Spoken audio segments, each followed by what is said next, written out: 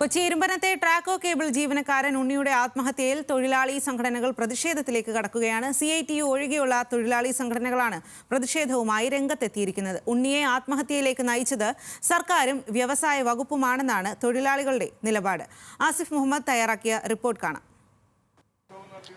പൊതുമേഖലാ സ്ഥാപനമായ ട്രാക്കോ കേബിളിലെ ജീവനക്കാരൻ പി ഉണ്ണി കഴിഞ്ഞ ദിവസം ആത്മഹത്യ ചെയ്യുകയും അതിനെ തുടർന്ന് വലിയൊരു പ്രതിഷേധം ജീവനക്കാരുടെ ഭാഗത്തു നിന്നെല്ലാം ഉയർന്നു വന്നിരുന്നു. 11 മാസമായി ശമ്പളം അടക്കമുള്ള ആനുകൂല്യങ്ങൾ ലഭിക്കാത്തതിനെ തുടർന്നാണ് അദ്ദേഹം ആത്മഹത്യയിലേക്ക് നീങ്ങിയത് എന്നാണ് പ്രധാനമായും തൊഴിലാളികൾ അടക്കമുള്ളവർ ആരോപിക്കുന്നത്. ഏതായാലും ഈ തൊഴിലാളികളുമായി ബന്ധപ്പെട്ടുള്ള അവരുടെ പ്രതിഷേധവും സമരവുമെല്ലാം ശക്തമാക്കാനുള്ള ഒരു തീരുമാനത്തിലേക്ക് പോവുകയാണ്.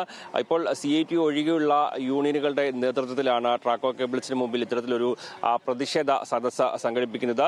ആത്മഹത്യ ചെയ്ത ജീവനക്കാരൻ പി ഉണ്ണിക്ക് ആദരാഞ്ജലികൾ അർപ്പിക്കുന്നതിനോടൊപ്പം തന്നെ ഇതുമായി ബന്ധപ്പെട്ട മറ്റ് സമരപരിപാടികളടക്കം വരും ദിവസങ്ങളിൽ ആലോചിക്കുക എന്നൊരു ലക്ഷ്യം കൂടി ഏതായാലും ഈ ഒരു തൊഴിലാളി സംഘടനകൾ ലക്ഷ്യം വെക്കുന്നുണ്ട്.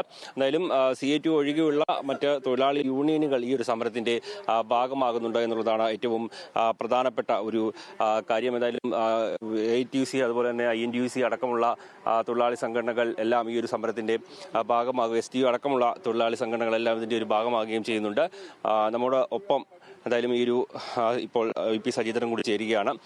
അദ്ദേഹത്തിന്റെ യൂണിയൻ അടക്കമുള്ളവ ഈ ഒരു സമരത്തിന്റെ ഭാഗമായി മുന്നോട്ട് പോകുന്നുണ്ട്. ഏതായാലും വലിയൊരു അവിചാരിതമായ ഒരു സംഭവമാണ് ഉണ്ടായത്. 11 മാസത്തോളമായി ശമ്പളം ലഭിക്കാത്ത ഒരു സാഹചര്യം ഉണ്ടായിരുന്നു. എന്തായാലും ഈ ഒരു സമരം ഇപ്പോൾ ഒരു തുടർ സമരത്തിലേക്ക് പോകുന്ന ഒരു നടപടികൾ ഉണ്ടാകും.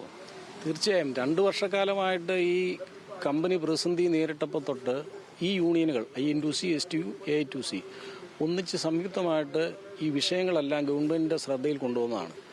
മാനേജ്മെൻറ്റ് കാര്യമായിട്ട് ഇടപെട്ടില്ല എന്ന് മാത്രമല്ല, ഇടയ്ക്കുണ്ടായിരുന്ന MDയെ മാറ്റുകയും പുതിയൊരു MDയെ താൽക്കാലികമായി വെക്കുകയും ചെയ്തു. ആ MD നിലവിൽ കെല്ലിൻ്റെ MDയാണ്. അദ്ദേഹം അവിടെ നോക്കുന്നതിനോടൊപ്പം തന്നെ ഇവിടെ പാർട്ട് ടൈമായി വന്ന് വല്ലപ്പോഴും നോക്കി പോകുമല്ലാതെ അദ്ദേഹത്തിനും കാര്യങ്ങൾ ചെയ്യാൻ കഴിയില്ല. അപ്പോൾ ഇവിടെ ഒരു MDയെ പോലും വെച്ചുകൊണ്ട് ഇവിടുത്തെ പ്രശ്നങ്ങൾ പഠിച്ച് ഗവൺമെൻറ്റിലേക്ക് അതാത് സമയം റിപ്പോർട്ട് ചെയ്ത് പരിഹാരം ഉണ്ടാക്കുന്നതിന് പകരം ഇതിനെ യഥാർത്ഥത്തിൽ എന്തെങ്കിലും ആയി പോകട്ടെ, അതായത് KSRTCയുടെ സ്ഥിതിയിലേക്കാക്കി മാറ്റുകയാണ് യഥാർത്ഥത്തിൽ ഗവൺമെൻറ് ചെയ്തിട്ടുള്ളത്. ഇപ്പോൾ ഇവിടെ ആത്മഹത്യ ചെയ്ത പി ഉണ്ണി എന്ന് പറയുന്നയാൾ 1 വർഷമാകുകയാണ്. ഇന്നലെ ആയപ്പോൾ ഡിസംബർ 1-ാം തീയതി ആയപ്പോൾ 1 വർഷമാകുക. 1 വർഷം ആകുന്ന ഒരു ആൾക്ക് ശമ്പളം 1 മാസം മുടങ്ങിയാലുണ്ടാകുന്ന പ്രതിസന്ധി അറിയാമല്ലോ. അപ്പോൾ 1 വർഷം മുടങ്ങുമ്പോൾ ഉണ്ടാകുന്ന പ്രതിസന്ധി എത്രമാത്രം ഉണ്ടാകുന്ന ഊഹിക്കാവുന്നേ ഉള്ളൂ. ഇവർ പ്രധാനമായും ചൂണ്ടിക്കാണിക്കുന്നത് ഈ ഒരു സ്ഥാപന പ്രതിസന്ധിയിലാകാൻ മനഃപൂർവ്വമായുള്ള ഇടപെടലുകൾ നടത്തി എന്നൊരു ആരോപണം അവർ ഉന്നയിക്കപ്പെടുന്നുണ്ട്.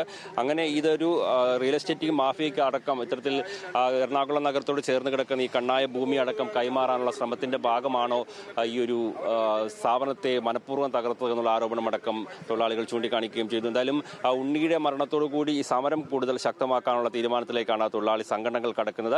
അതിന് വരുന്ന ദിവസങ്ങളിൽ മറ്റ് തൊഴിലാളി സംഘടനകൾ എല്ലാവരും കൂടിയാലോചിച്ചുകൊണ്ട് ഇനി നീണ്ടു നിൽക്കുന്ന തരത്തിലുള്ള പ്രത്യക്ഷമായ സമരത്തിലേക്ക് പോകാനും ഇപ്പോൾ യൂണിയനുകൾ അത്തരത്തിലുള്ള തീരുമാനത്തിലേക്ക് അടക്കം കടക്കുകയാണ്.